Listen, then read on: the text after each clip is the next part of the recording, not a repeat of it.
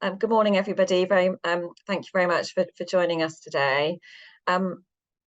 This session is going to be on restructures, which wasn't a change to our original planning for this year when we were sort of thinking about what we would cover. And the reason for that is because we were seeing quite a few of our clients going through restructures, and we thought that it would be a good opportunity to host a session on the topic.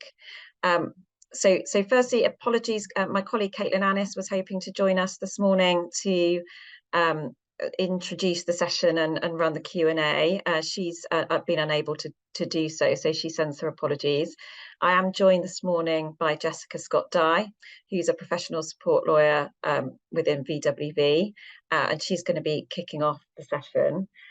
Just whilst I'm dealing with the sort of intro bits, our next HR club is on the 7th of December, a date for your diary, and that is going to be on the topic of women's health in the workplace. So I will hand you over to Jess, who is going to take us through the first part of our agenda, the first two parts, which is around what a restructure is and the legal framework. So over to you, Jess. Thanks, Sarah. Can I have the next slide, please? Thanks, Sarah, for the introduction. So as Sarah says, I'm a professional support lawyer. I work within the employment team at VWV, and from time to time, I support our colleagues in NQHR by explaining a legal framework behind a practical topic that you're looking at in one of your clubs. So to kick off then on restructures and change management, the first question I'm going to ask is what actually is a restructure, because it's important to understand the distinction between redundancy and restructure. Sometimes when you restructure, there will be redundancy situations created, and so you'll be within the redundancy framework, but other times you might be making other changes by way of restructure, and actually those are then separate to a redundancy scenario. So let's just be clear on the distinction between the two. So redundancy then, that is defined in statute. So we've got a nice clear definition of what a redundancy situation is. So it's either a business closure or a workplace closure, or where there's a reduced requirement for work of a particular kind. And now that last limb of the redundancy definition is where you might find some overlap between redundancy and restructure, where things might get a little bit tricky. In contrast, then, we don't have a statutory definition for the term restructure. Generally speaking, a restructure is a change that's aimed at making an organisation run more efficiently. And as I say, sometimes a restructure will involve redundancies, but this won't necessarily always be the case. Some other changes you might make within the realms of a restructure can include changes to working hours, the place of work, employee duties, hierarchy, and more. In terms of headcount reduction, a restructure doesn't need to mean that there's a headcount reduction, but again, it can do. So you might be looking at the permanent termination of employment. So, for example, if you're looking at merging two teams and you've got essentially too many people, you're looking at making efficiencies around team structure, or if you've got services that aren't required because of, for example, introduction of new technology. So permanent termination of employment in that kind of context, that's where you're likely to find yourselves within redundancy and a reduced requirement for work of a particular kind. But within restructure more generally, you might also need to terminate employment even if you're not envisaging a permanent headcount reduction. So, for example, if you want to make pretty significant change to terms and conditions of employment, you're likely to want to seek agreement to those changes, those proposed changes, through a consultation process initially.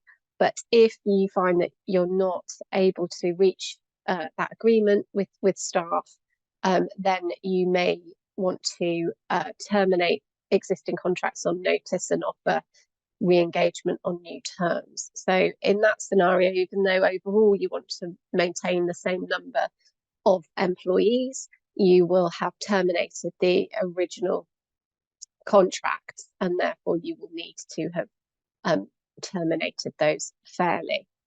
So in order to achieve a fair dismissal, well, you can terminate fairly both for redundancy and for restructure that doesn't constitute redundancy. So as you're probably aware, you always need to have a fair reason for dismissal, and redundancy is one fair reason. And within the context of restructure, we rely on a different potentially fair reason for dismissal, and that is some other substantial reason, or SOSA for short. And the other half, as you know, of achieving a fair dismissal is to follow a fair process. So how to achieve that fair process is something that we're going to explore with you today. Can I have the next slide, please? So this is our first poll question this morning then. So I'd like you to vote please on this. An individual's employment terminates following a restructure. Are they entitled to a statutory redundancy payment? I'll just give you a couple of moments to vote on that, and then if we could see the results, please. Okay, so interesting split in the answers there, and interesting that sort of over half of you think that they would be entitled to statutory redundancy payment, and I think in lots of cases you would be right. I think this is a bit of a trick question really, and it's what I wanted to get to the heart of is again kind of going back to the potentially fair reasons for dismissal, whether we're relying on redundancy or some other substantial reason, or SOSA. So if the dismissal was as a result of a genuine restructure, and that restructure doesn't fall within the technical statutory definition of a redundancy situation, then there would be no entitlement to a statutory redundancy payment. So, for example, a change to terms and conditions, that scenario I touched on earlier, if you aren't able to agree a change to T's and C's with your staff, and therefore you terminate on notice and offer re-engagement, well, it's possible that the employee won't accept the offer of re-engagement. But in that scenario, as long as you're not dressing a redundancy situation up as a restructure, well, then there is no entitlement to a statutory redundancy payment. In practice, it can be difficult to distinguish between redundancy and a restructure in some scenarios, and this can be the source of dispute because, broadly speaking, if you've got an employee and you're making sort of structural changes, and as a result of those changes, somebody's employment is terminating, they may well say, well, that is a redundancy situation, sort of regardless of really technically whether that scenario fits the statutory definition of redundancy. But it is important to consider it as an employer very carefully at the planning stages of any restructure, and in particular to be wary of trying to disguise a redundancy situation as a business reorganisation. So there is case law on this where, for example, employers have been concerned that they can't afford to make a redundancy payment, or they don't want to incur the amount of time that it would take to go through a contractual redundancy procedure. In those kinds of scenarios, if you try to argue that what you're doing is a restructure rather than a redundancy, you're likely to fall foul. So for example, I've got a case reference here, Moore and Midas Precision Metalwork. It's a 2009 case. It's a good example of this.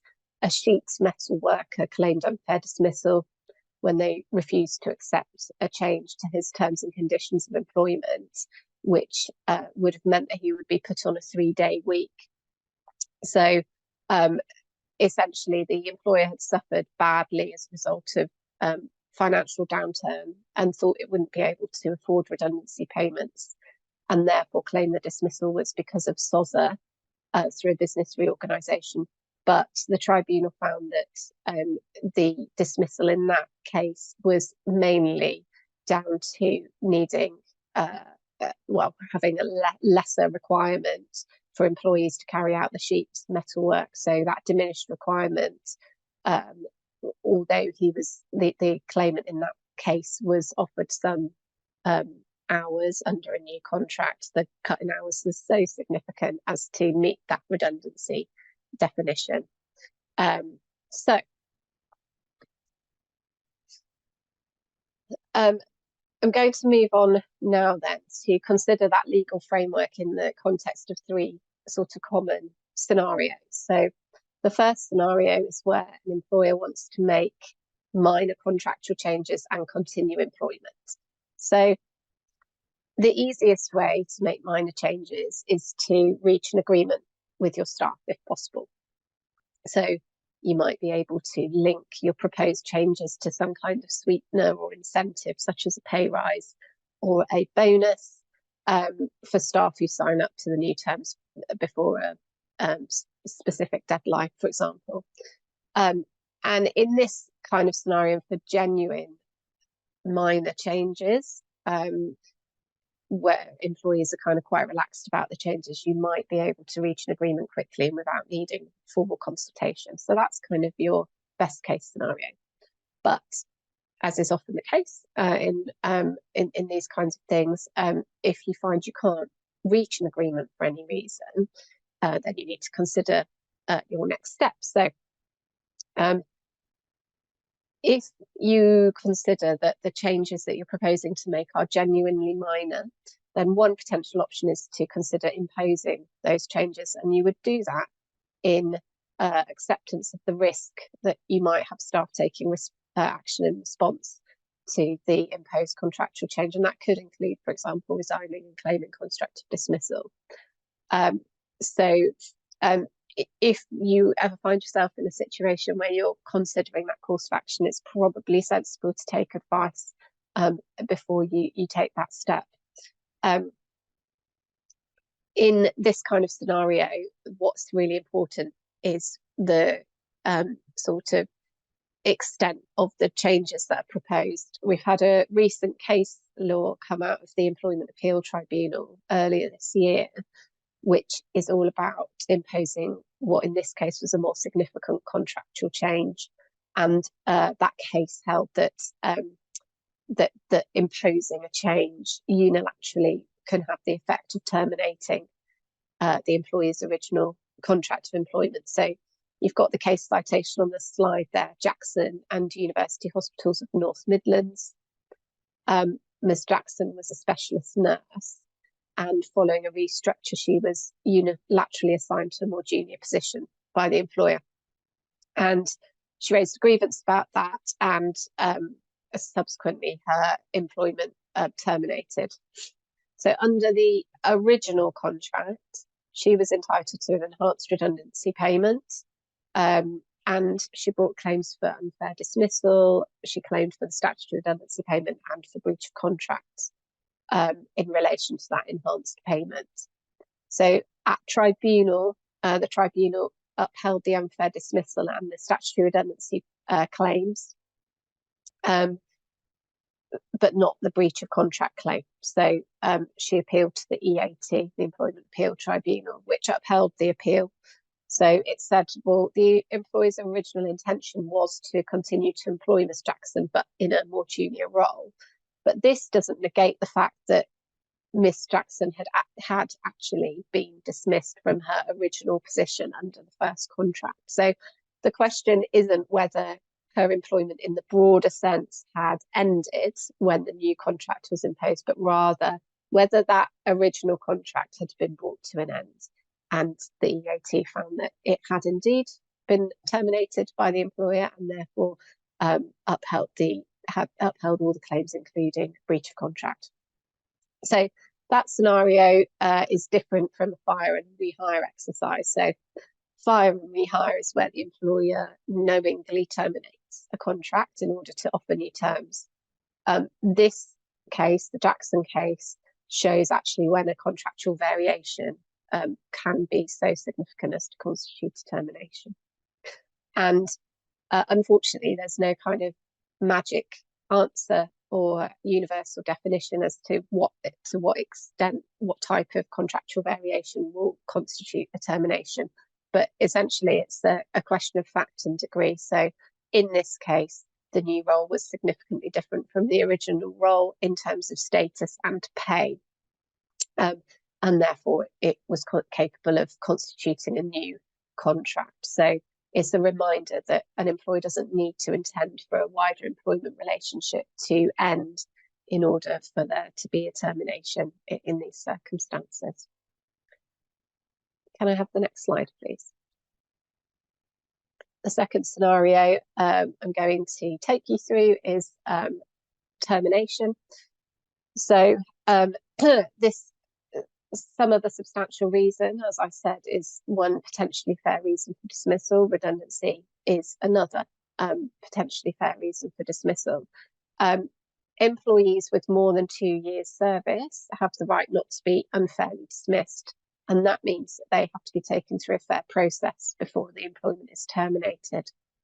Now, often, whether you're looking at a SOZA dismissal or redundancy, the process you follow is going to look more or less the same for both of those types of dismissal. And a fair process can also involve individual or collective consultation if terminations are possible. Rather, that you don't need to have to be sure that you'll be terminating in order to trigger collective consultation obligations, and I'll come on to that shortly. So one of the first tasks for the employer will be to determine the business case. So you don't have to show that a change that you're proposing is essential, but you also can't simply say, well, actually, there's a good reason for the reorganisation and expect everybody to accept that and not ask questions. If you ever end up in a situation where you've got an unfair dismissal claim related to a termination for a restructure or redundancy, then the tribunal is going to need to be satisfied that the reorganisation was not for arbitrary reasons.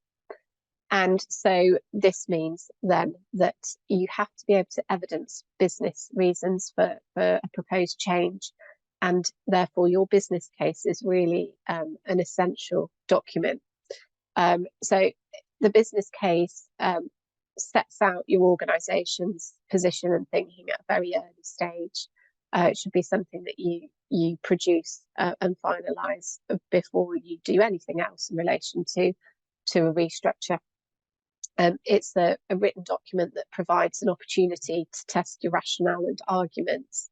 And really importantly, it's an open document, so it can be disclosed in litigation. And because you will have put that business case together at the very early stage of your restructure, it's going to form contemporaneous evidence of your rationale. So it's going to be really potentially persuasive to a tribunal, and it's worth therefore investing the time in getting that document right. Can I have the next slide, please? So the third scenario to take you through this morning is the fire and rehire scenario. So otherwise known as termination and re-engagement, but it's a less kind of snappy title. So it's increasingly being referred to as fire and rehire these days. So I am sure you're all aware that following the P&O ferries controversy a year or so ago, the government committed to publishing a statutory code of practice on fire and rehire. So fire and rehire, or termination and re-engagement, is where, in order to make a change to contracts of employment, you terminate the current contracts, usually on notice or with pay in lieu of notice otherwise, and you offer re-engagement on the new terms. And there's been questions for some time about whether employers are approaching those kinds of scenarios ethically and in a fair way for employees. So we know, and in fact we have seen a draft of a new statutory code of practice on fire and rehire. So this code isn't intending to change the law, but it wants to clarify how employers need to conduct themselves in order to comply with the existing law.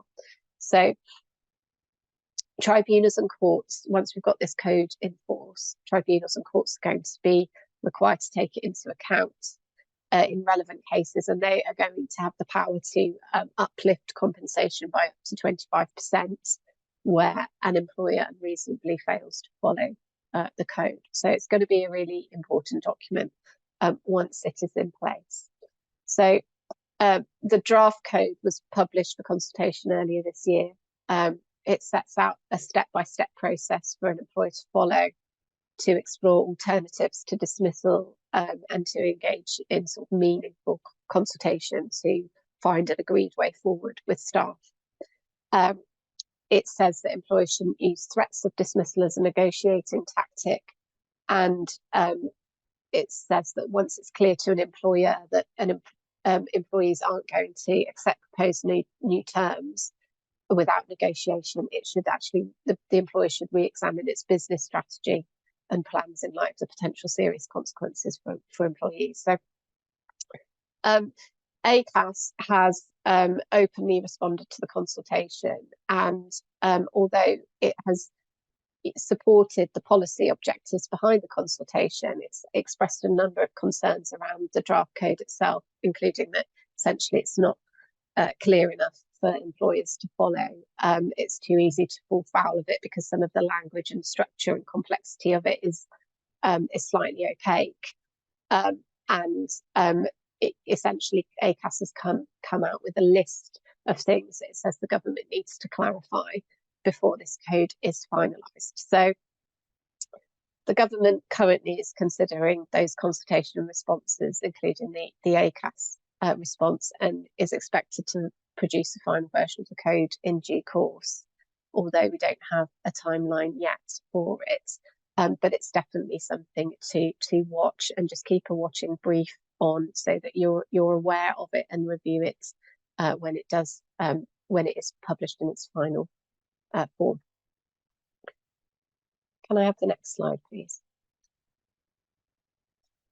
So the last aspect of the legal framework that I want to explore before I hand back over to Sarah is how to fairly consult during a restructure. So where dismissal is a possibility and the affected individual has over 2 years service, you are going to need to follow a fair process. So what that fair process looks like depends to an extent on whether individual or collective consultation obligations apply. So individual consultation then, where there are fewer than 20 dismissals envisaged, you don't need to collectively consult. So this means that you've got more freedom to design the consultation process. There's no prescribed minimum period of time for individual consultation, but you do have to demonstrate that the consultation is meaningful. And so if you're rushing through consultation, you might be less likely to be able to demonstrate or evidence that fact. So for this reason, as part of your business plan at those very early planning stages of a restructure, it's really good practice to produce a consultation timetable as part of that, and to agree that internally before you start consultation. So the timetable should allow a time contingency in case you need to rearrange meetings, and should also record the last date on which you would need to serve contractual notice in order to implement your proposed changes by a given deadline. So it's almost a good idea to work back from that point when you plan, and then build your consultation process looking backwards, if you like. If you are proposing or contemplating 20 or more dismissals envisaged in one establishment within a period of 90 days or less, then collective consultation obligations also apply. So where that duty to collectively consult is triggered, the obligation is for the employer to consult with appropriate representatives of the employees who are affected by the proposals. It's really important, essential, in fact, to comply with the duty to collectively consult if it's triggered, because if you fail to comply, then staff and employee reps and trade union can seek a declaration and protective award, which is type of compensation at tribunal. And the maximum value of the protective award is 90 days of gross pay per dismissed employee, with no statutory cap applicable to that calculation. So it could be an extremely expensive mistake if you fail to comply with the duty to collectively consult. The actual process to follow to collectively consult is a topic in and of itself. Given the time available today, I thought I would highlight some key takeaways for employers who are subject to the duty. So here goes. There are prescribed minimum periods of collective consultation. So I said that there wasn't for individual consultation. That's not the same for collective consultation. So if you've got 100 or more redundancies proposed within a 90-day period, consultation has to start at least 45 days before the first dismissal takes effect. And where there are fewer than 100 envisaged, then consultation must start at least 30 days before the first dismissal takes effect. I should say as well that the collective consultation framework refers to redundancies, but actually applies to both redundancies and termination for restructure. So you will, if you meet the numbers quota, then the duty to collectively consult is going to be triggered, even if you're dismissing for some other substantial reason rather than for redundancy.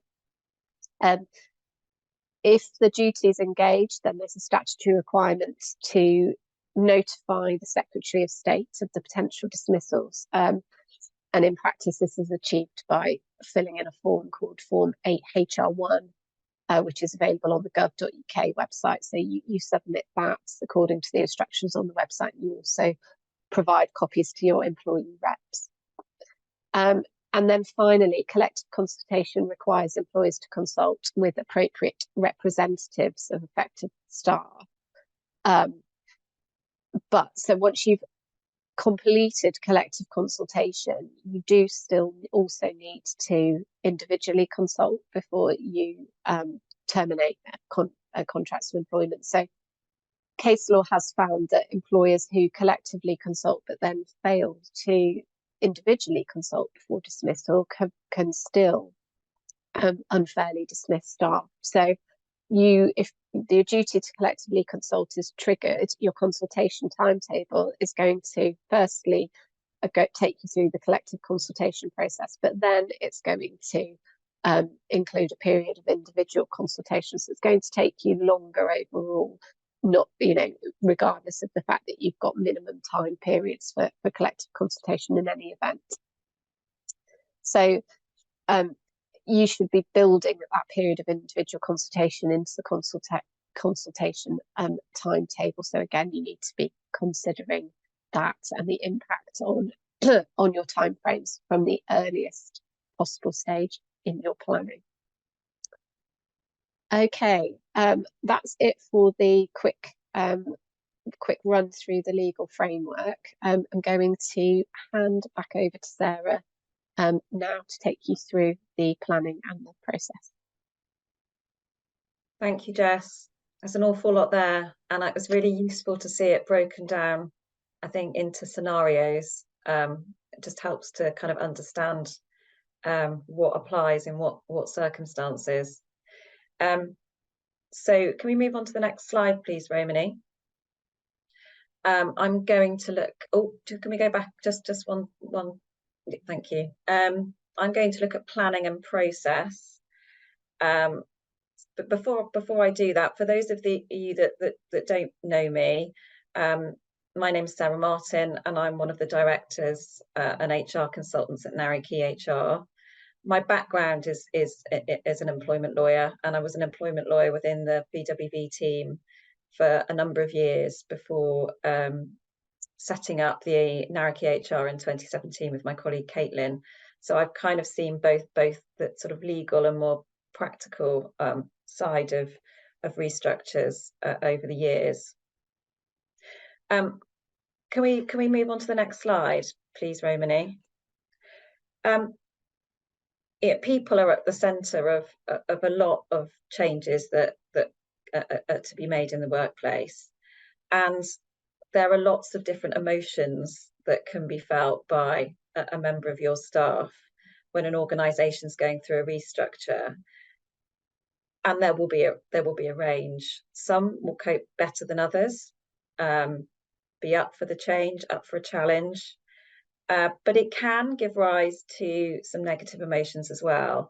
And this slide is designed to sort of reflect that, really. So, shock, I didn't see that coming. Resistance, if they think I'm going to alter how they work, they can think again. Denial, threat, self-doubt, a number of different things. And I think I've put that at the beginning because being mindful of that human element, I suppose, of the process when you're designing it and going through it is going to help. So what do I mean by that in practice? Things like giving bad news on a Friday, things like supporting and reassuring staff who go into new roles and who might be feeling really vulnerable. And I think also thinking about the little things that in the grand scheme of a restructure might not seem hugely relevant, but actually can have a big impact. So, for example, somebody's got to move rooms, move desks. It might seem quite small in the context of a bigger piece of work, but might mean a lot to that individual. Or them no longer having a break at a time they used to catch up with a friend, just being mindful of that sort of thing. Can we move on to the next slide, please? There are sort of 4 stages of a restructure, really. There's your planning stage, and I'll talk about that in a moment. Jess has touched on a few things. Going live with it, the announcement, the implementation of it, the actual doing of it, and going through the various processes that you need to go through in terms of consultation, etc. And finally, embedding that new structure to make sure it's achieving its stated aims and it is working in the way that you hoped it would. Can we move on to the next slide, please? Jess emphasised this in terms of the planning stages, and I suppose I'm sort of doing the same thing, really. Planning is absolutely critical in any successful restructure. And when I was thinking about this, I was thinking it's a bit like doing the prep when you're going to go and paint the room. What you really want to do is dive in and get the colour on, but you know that the finished product is just not going to be half as good if you don't spend the time prepping beforehand. I mean, really, it needs to start with the business case, as Jess said. And I think sometimes for those that have been perhaps thinking about it at senior leadership level for a long time, the reasons for a proposal can kind of seem self-evident. But for a lot of people, they might not be. And I think particularly if you're in an HR role and you're going to be at the forefront of the sort of execution phase of the process, you sort of sometimes need to be prepared to ask some challenging questions if you feel that the rationale is not being articulated clearly. Because if you don't ask those challenging questions at an early stage and up front, you can bet your bottom dollar the employees will. What does that mean in practice? It's thinking, where are we currently? What's the backdrop to this? What's the proposal? And ultimately, the why. Why are we doing all of this? And I've got a couple of examples to sort of illustrate that thought process. Can we move on to the next slide, please? So this is example one, and in this scenario, there's a contractual entitlement across a particular team to paid morning and afternoon breaks of 15 minutes. So what happens in practice is that everybody gets up, they leave their desk, they go to the canteen and nobody's there. And it's causing problems for the organisation because customers can't get through, and it's leading to complaints. Clients with whom the company's got SLAs are also unhappy because of that lack of availability.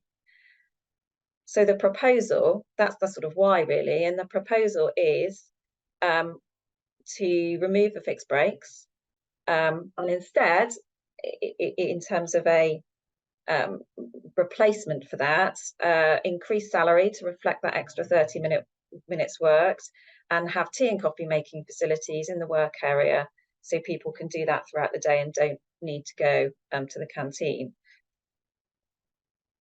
The solution is hopefully that you'll see a drop in your level of complaints. Your clients will be much happier with the service they're getting. So in some ways that's quite discreet in terms of a restructure with a relatively straightforward aim and a route to get there. Can we move on to the next example, please?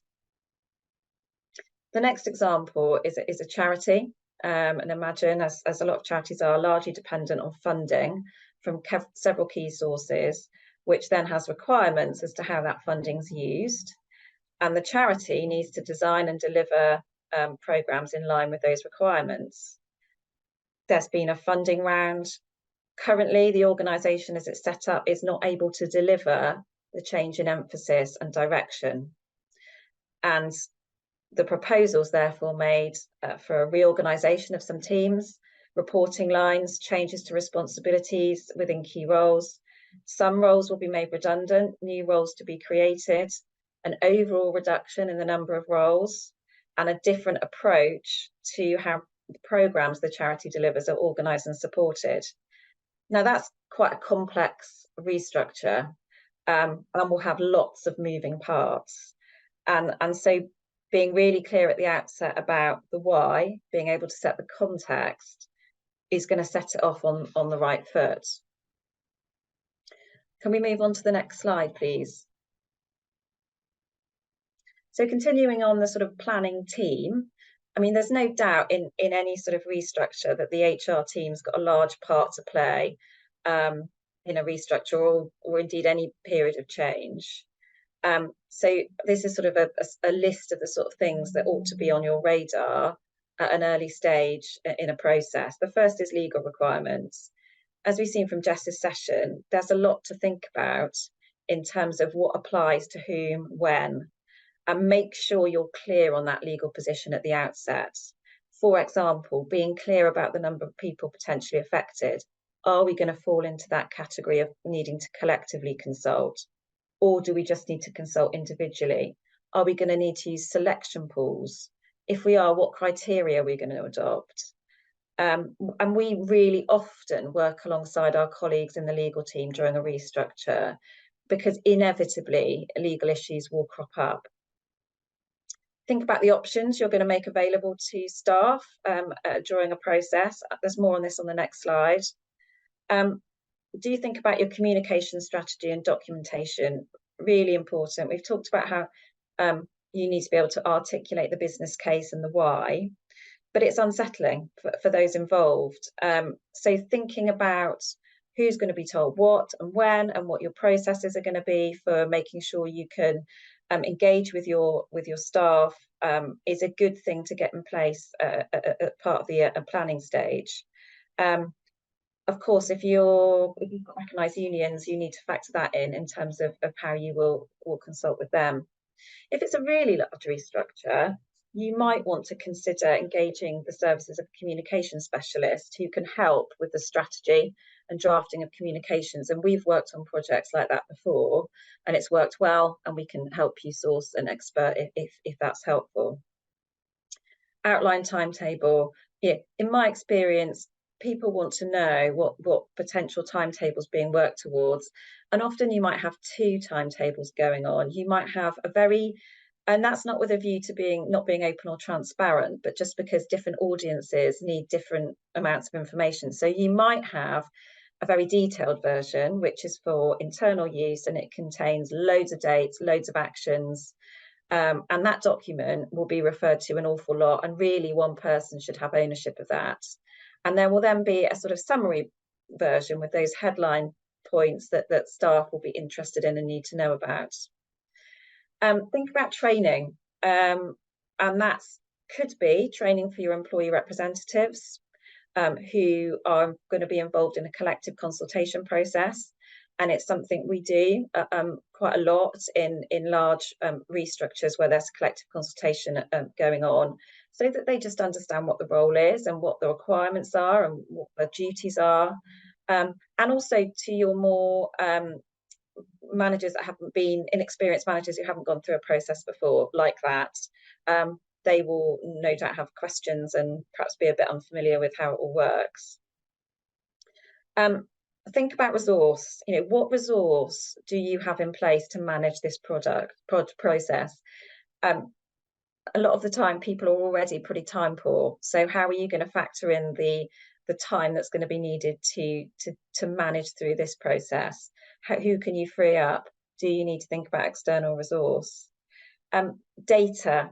Make sure you've got reliable data, and do a bit of an audit before you go into a process, because when you need to lay your hands on facts and figures relating to individual staff members, you don't want to have a niggle that actually the data you've got says something here, but it says something different here, and you don't know which is right, and it creates a muddle that you won't really want or need at that particular time.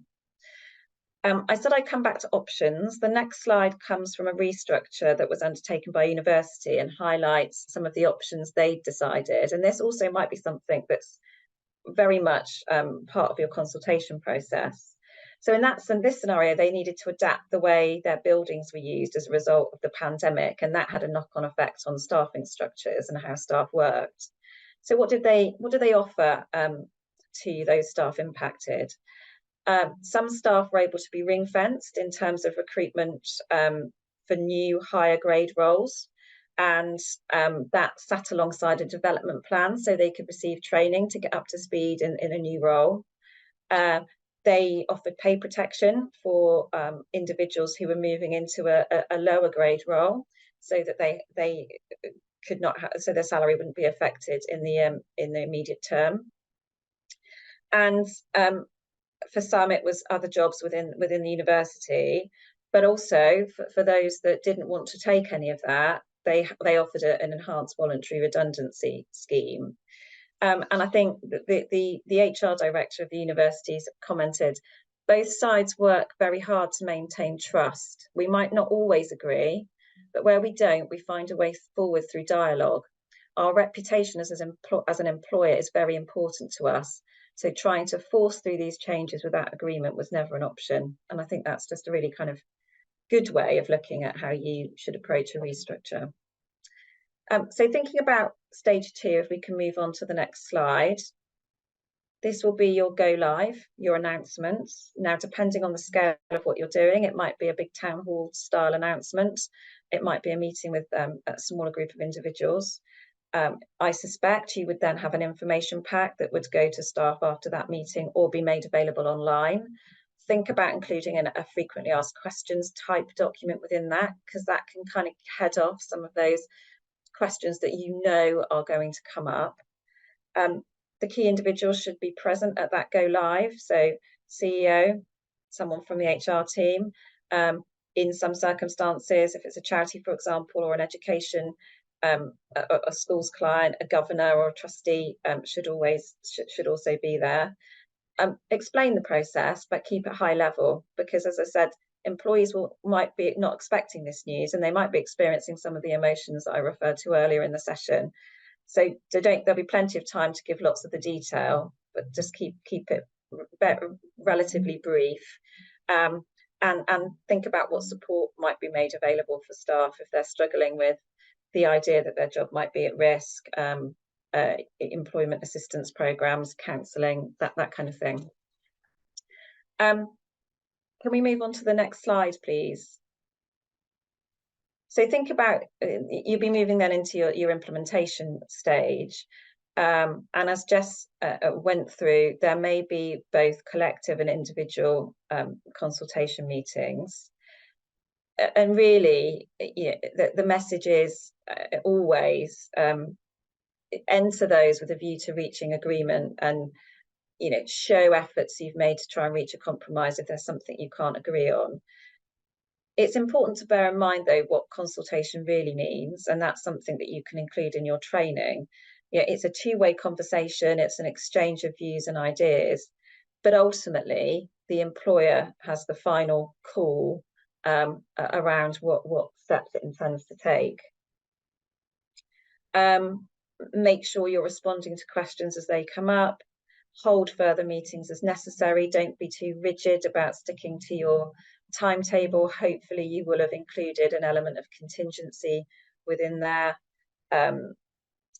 As I say, consider the use of a Q&A document, really helpful in a collective consultation scenario, because you can have your meeting note, but then you can then pull out those questions and circulate that as a headline document that can be sent to your employee reps and shared with wider staff. So they have a really easy way to look at what the questions and answers have been. At all times, it's important to recognise that this is a proposal and go into it with that mindset to avoid any suggestion that it's all a foregone conclusion. And what generally happens is an organisation, and HR is key in this part of the process really, that moves from talking about the proposal itself into the phase of actually affecting the change. So in a fire and rehire scenario, that's usually, okay, well, we've talked about proposal, we've talked about what we want to do and why we want to do it. Now we're wanting to move forward with it. So we're going to communicate that change to everybody and give them an opportunity to sign up to the new terms and conditions of employment. So it's really about sort of shift in focus.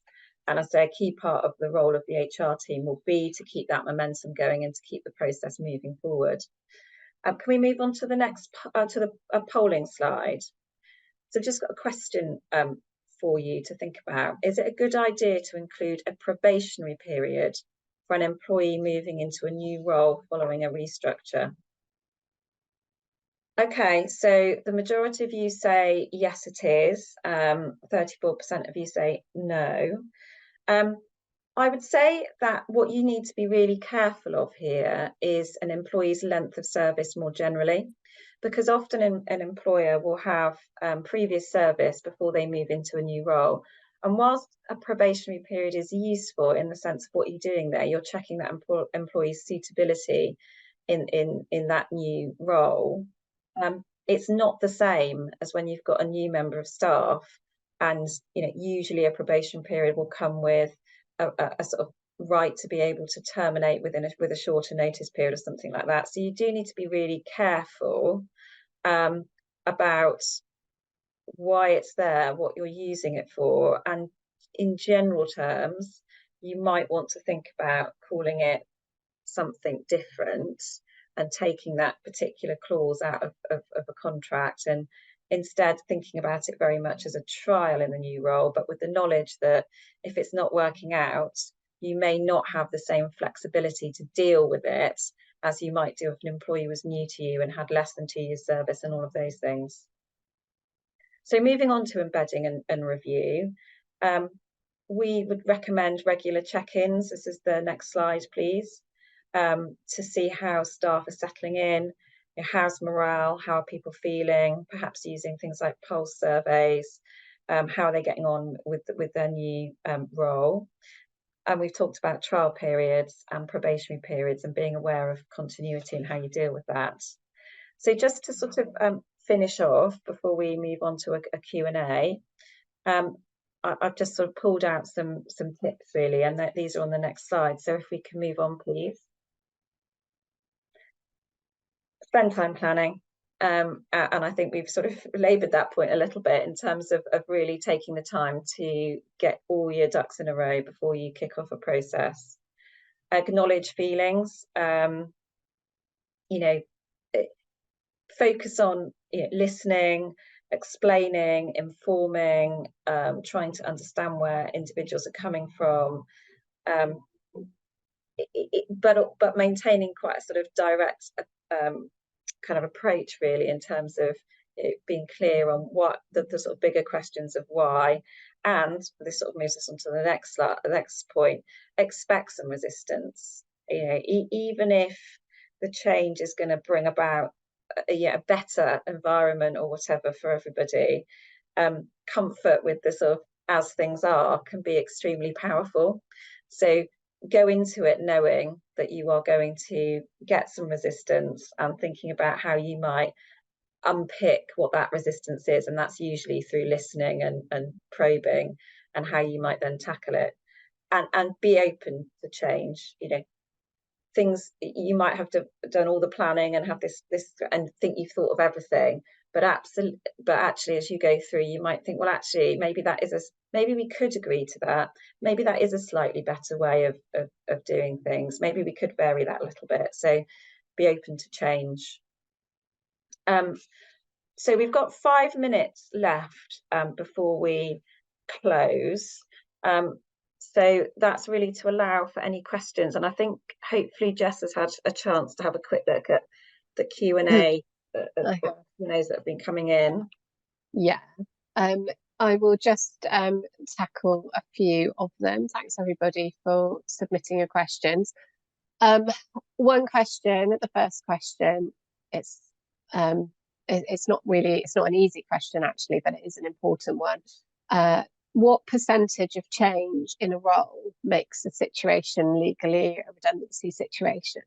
Now, unfortunately, I can't give you a percentage number and say that is a sort of threshold over which you're going to end up in a redundancy situation. But if you make a change, beneath that threshold, then you're okay. In terms, if you're talking about kind of pay changes or hours changes, I've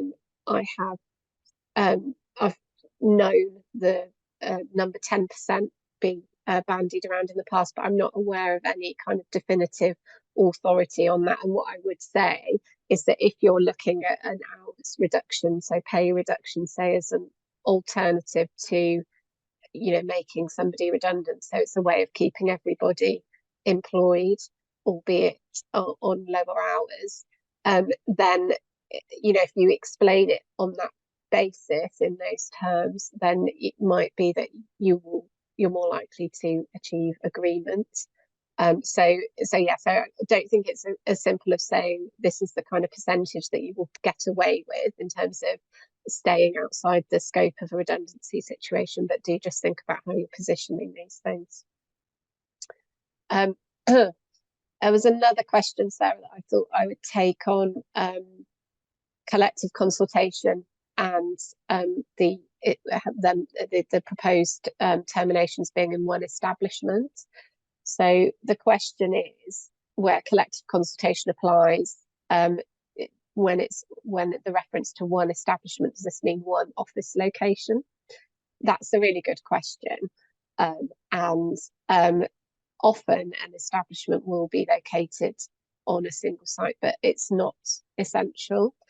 And again, it's a question for a tribunal to decide based on facts in a particular case. So it's something for you to get advice on as part of your planning process. If you're trying to understand whether the obligation to collectively consult even applies, because that can be quite a big question at the outset of a restructure project. So there is some case law that says that a nationwide team that are located across multiple sites but operate as that kind of one cohesive unit can be capable of constituting a single establishment. So in that case, where there are 20 or more redundancies racked up around those multiple sites. Actually, they were aggregated into one establishment for the purposes of triggering collective consultation. So basically, I think the key takeaway for that, if you're not sure about the establishment rule, is to get advice on it, because it's one of those things that kind of might seem more straightforward than it actually is when you get down to it. Another question that come up was around if the situation you're dealing with is a closure, how can you make consultation meaningful whilst being transparent with staff? And I think often what happens is that there's a decision, perhaps there's been a big loss of a massive contract, and the proposal is to close one site and transfer what remaining operations that remain to a different site that's perhaps a long way away. And often what is the case with the law is it sometimes doesn't quite fit with all the various scenarios you might get. And I think this is one of those examples in some ways where the obvious question is, well, we've got to close down, so what's there to consult about? There's no option. We've lost this massive order. We've got no control over that. So what is there to consult about? But those obligations do still apply, and I think in practice what I've found is that the consultation does talk about that, but it more generally, the focus is on alternatives, outplacements, the timings in terms of notice payment, what enhanced schemes are available, what outplacement support can be provided to staff. But you still do have to go through the same steps, but in practical terms, it just happens with a slightly different emphasis.